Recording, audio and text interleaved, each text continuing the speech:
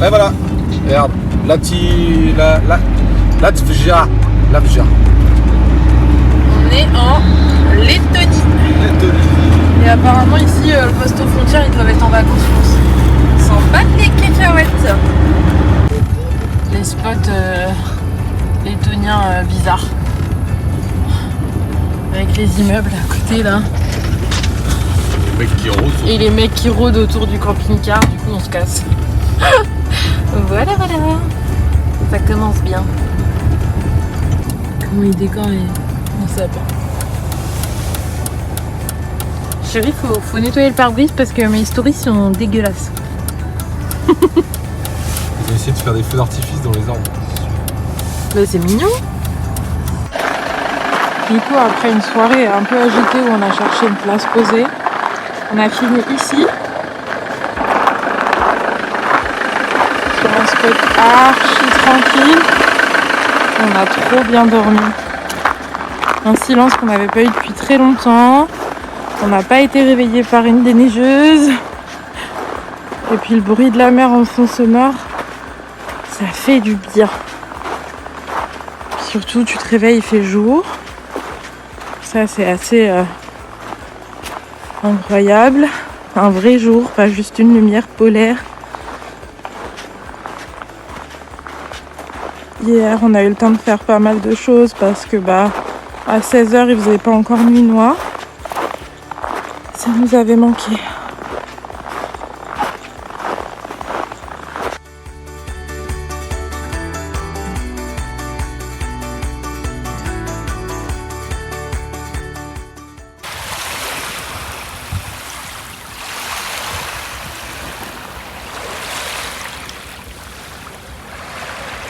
Là, il se passe un vrai truc de ouf. Déjà, j'ai remis les lunettes. Et attention, on est obligé de mettre le pare-soleil.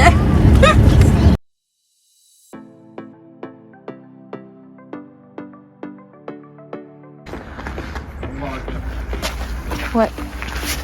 Et du coup, avec le soleil, on ne voit pas. 1600. Donc là, on est sur le tombeau de la rose de Tureda. Et il y a une légende autour de tout ça, dans un petit village en Lettonie, qui dit qu'en 1600, pendant la guerre, il y a un médecin qui a trouvé un bébé sur le champ de bataille. La maman était morte, le bébé était en forme. Il a donc décidé de l'élever, comme si c'était son enfant. Il l'a appelé Mecha. Je sais pas si je prononce bien, mais c'est comme ça qu'on dit mois de mai en letton. Et donc il l'a élevé comme si c'était sa fille pendant des années. Elle est tombée amoureuse du jardinier qui s'occupait du château. Et ils se donnaient rendez-vous le soir dans une grotte. Il y a des soldats qui ont entendu cette histoire. Elle était tellement belle, cette jeune fille, que tout le monde l'appelait la rose de Tureda, le nom du village. C'est très beau. Et donc ils lui ont fait croire. Donc je vais essayer de la raconter en entier. Elle était amoureuse d'un jardinier. Donc des soldats, il me semble que c'était polonais si je dis pas de bêtises, ont entendu ça et ils voulaient la prendre de force. Donc ils lui ont tendu un piège. L'un d'entre eux lui a tendu un piège et lui a écrit une lettre en lui faisant croire que c'était son amour, le jardinier. Et il lui a donné rendez-vous dans la grotte. Quand elle s'est rendue compte du piège, elle lui a fait croire qu'il y avait de la magie en elle et qu'elle avait la possibilité de lui donner une écharpe magique qui, sur le champ de bataille, le protégerait de absolument tout. Évidemment, il ne l'a pas cru. Donc elle lui a dit quelque chose de très simple. Eh bien, mets-moi cette écharpe autour du cou, transperce-moi avec ton épée et tu verras que je vais survivre et comme ça, tu pourras prendre cette écharpe. Évidemment, elle est morte sur le coup, mais elle a préféré mourir et garder son honneur et son amour plutôt que d'être prise de force par ce soldat. Voilà, c'est la légende qu'il y a autour de ce château. Et donc on vous emmène avec nous sur quelques mètres parce qu'il fait froid et qu'il faut que j'ai pas mes gants pour filmer. Donc le nom du château et du parc national de Gora, le nom du château ce serait Tureda. Et ils pensent que ça viendrait du jardin de Thor.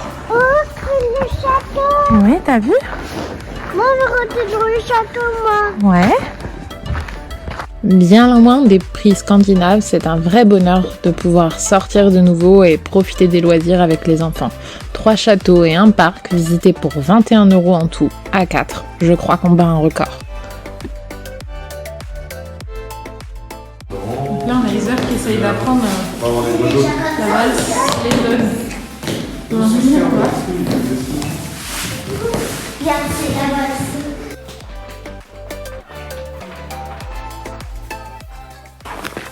Tu fais quoi, Heather? Tu visites quoi? Un château. Un château. Un beau château. Le 3e de la journée, c'était journée château aujourd'hui. Tu passeras ton...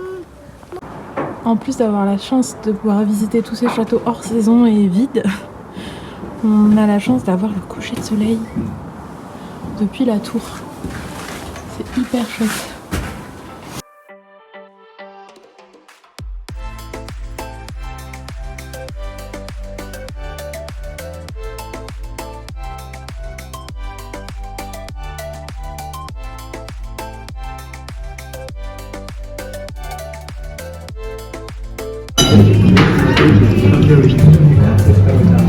Pour cette capitale, on s'est fait plaisir. Il paraît que c'est le lieu à voir à Riga. Un immense marché sous d'anciens hangars à Zeppelin très impressionnant. On ne le sait pas encore, mais sur le parking, on va faire l'une des plus belles rencontres du voyage. Encore une. On est en Lituanie cette fois. Qui dit température positive de nouveau dit un gros bain pour Murphy. Bah voilà, on n'est plus dans la neige, mais maintenant nous, en plus on n'a pas les roues jumelées nous, hein, chérie. Donc les murs de la maison. Voilà, il n'y a plus de neige, mais maintenant on fait des pistes. On se dit tiens, du off-road avec un camion, c'est une bonne idée. Un camion, on adore ça. Que je viens de laver. Un camion tout propre qui vient d'être lavé. On adore ça la galère nous. Tout a fondu, il reste plus que ça.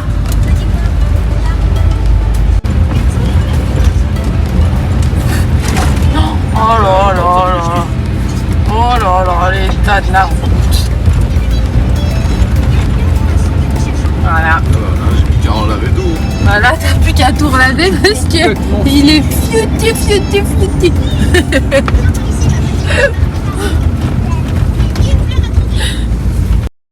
Aujourd'hui, nous nous rendons à la colline aux Croix. Le lieu est assez impressionnant. Il a été rasé à plusieurs reprises lors de l'occupation soviétique. Mais les Lituaniens ne cessaient de déposer de nouvelles croix. Si bien que l'Union soviétique a fini par renoncer à sa destruction. Plus qu'un lieu religieux, il est devenu un véritable symbole de résistance.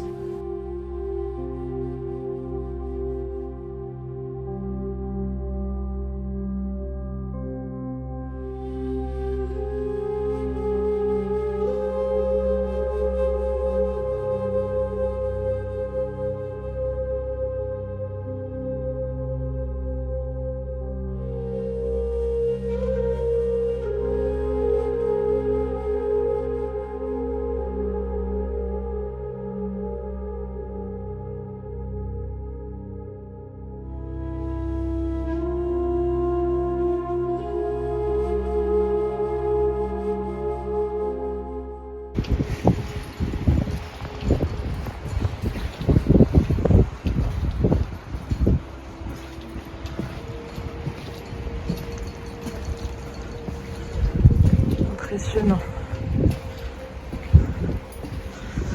Il y a un peu plus de 150 000 croix quand même qui sont réunies ici.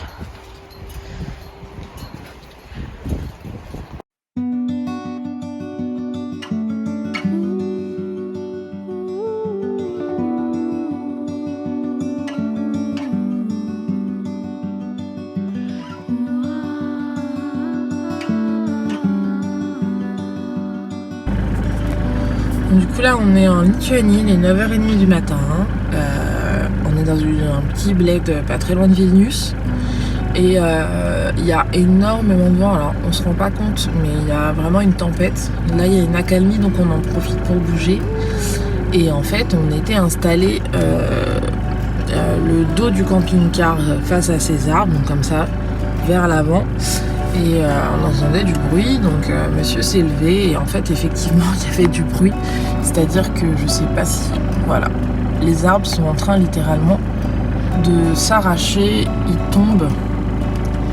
Ils sont en train de tomber, là il y en a un autre qui est de travers complètement, ils sont tous morts en fait, et du coup, comme il y a des rafales à 70, et bien ils sont en train de tomber du sol. Et d'ailleurs là c'est pas beaucoup mieux, il y a du bois partout, donc du coup on va bouger gentiment le camping-car pour faire attention avec les rafales, et on va bouger de là. Hello, du coup là on est dans un garage. On a rencontré une famille il y a quelques jours à Riga dont je vous avais parlé. On a passé un petit moment avec eux hier, une visite. Et en fait ils avaient rendez-vous à ce garage pour faire quelques réparations dues à la Scandinavie. Du coup on s'est dit qu'on allait aller avec eux parce que quand on a essayé de réparer la pompe, le tuyau qui mène à la pompe à eau, il y a une tétine en fait. Et ça a éclaté comme du verre. Donc maintenant il fait bon, des températures positives, et du coup on devrait pouvoir remettre en route la pompe, sauf que comme on n'a plus ce tuyau, on peut plus. Et comme le monsieur était vraiment adorable, on est venu voir ici s'il pouvait nous aider. Donc voilà, il y a eu une grosse tempête de vent ce matin, c'était incroyable. J'ai pas entendu la pluie comme ça et le vent depuis très longtemps. Carrément des arbres qui se sont couchés et tout, donc on a roulé, on avait un peu peur, puis finalement c'est bien passé. Donc là on va attendre qu'ils fassent les réparations de leur camion, et puis nous on va aller acheter les petites pièces qui nous manquent pour voir si on arrive à redémarrer la pompe.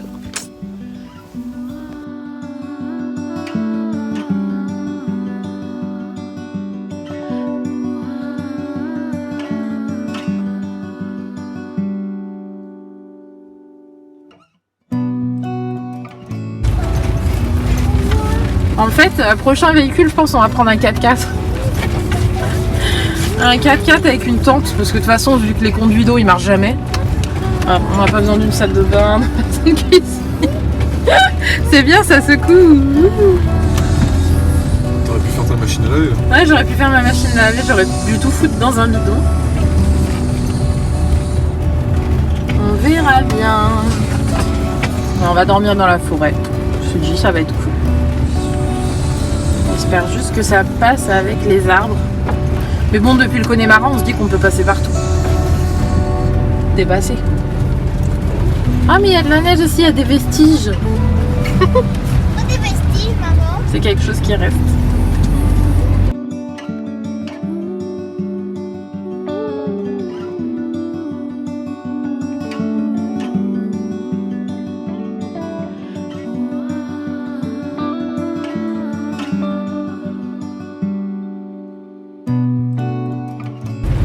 On a passé les premières épreuves, mais là ça fait un peu convoi d'extrême. Oh putain, les trous partout. On a passé de la glaise, on a passé... Ouais, on est arrivé. Super.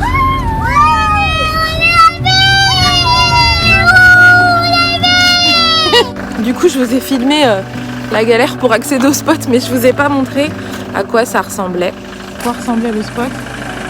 Donc c'est hyper cool, on est au milieu des bois. Et on a des petits spots comme ça là pour faire du feu couvert en fait. Hyper mignon. Il y en a un peu partout, puis il y a même des poubelles, donc ça c'est le top. Du coup il y a déjà une famille qui est venue balader, mais du coup on a passé la soirée ici avec les copains et c'était hyper sympa. Par contre, est-ce qu'on en parle de l'état du camion ou pas? On a lavé avant-hier. Voilà. Plus qu'à tout recommencer. C'est reparti.